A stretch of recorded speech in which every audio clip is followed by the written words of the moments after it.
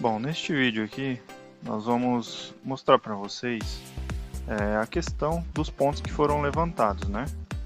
Então, como a gente já mediu alguns pontos com a estação total, agora a gente pode voltar aqui na aba obra para acessar os pontos, medições e códigos novamente, para que vocês observem agora dos pontos que a gente mediu, o que a gente tem aqui de edição, né?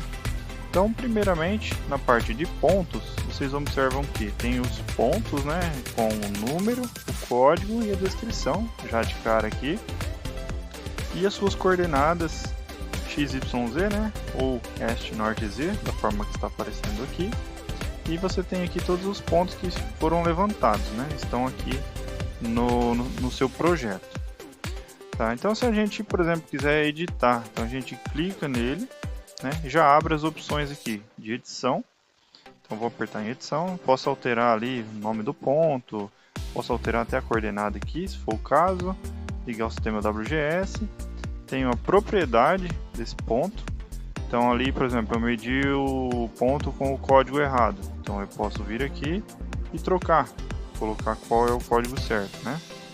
A descrição também, quando ele foi coletado, e dado SIG, que eu já expliquei nos vídeos anteriores aí, né? Questão de módulos. Você precisa ter a licença de SIG para poder utilizar. Aí depois temos a opção rascunho, que é aquela que você pode tirar foto, rabiscar, fazer um croquis, né, ilustrativo aqui do ponto, como que é esse ponto, tá? E aceitar.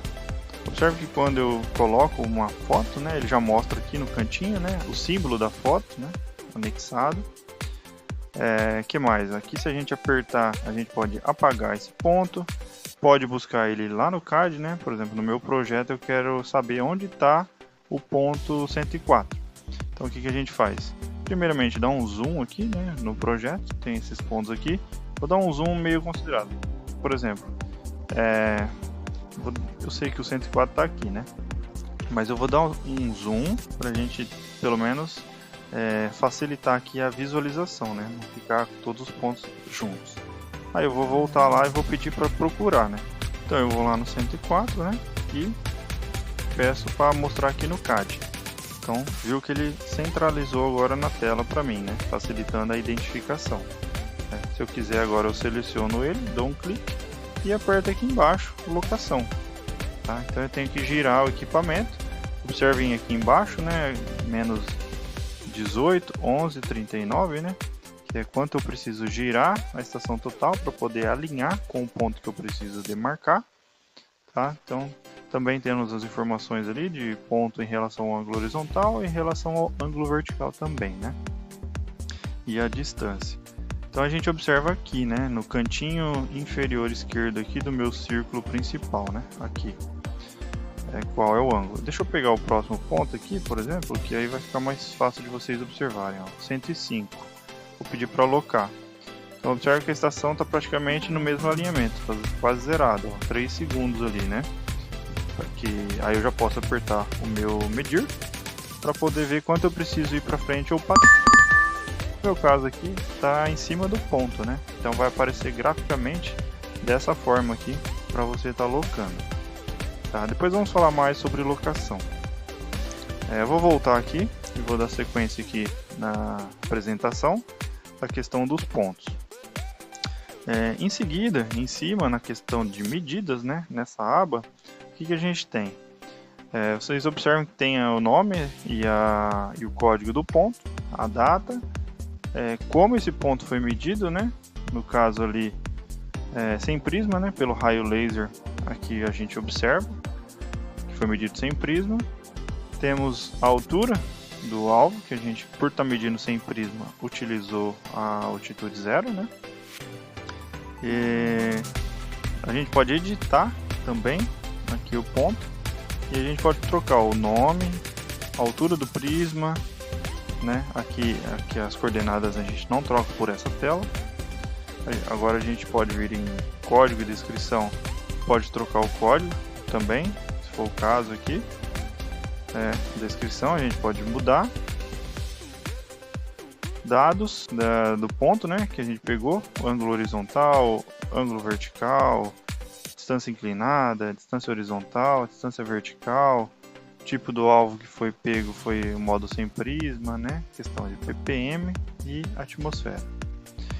Em relação à estação, né? Qual estação que a gente mediu esse ponto, né? De qual estação a gente estava, né? Quando levantou esse ponto. Então foi da estação E1, né? Com as informações de altura, instrumento do equipamento e tudo mais.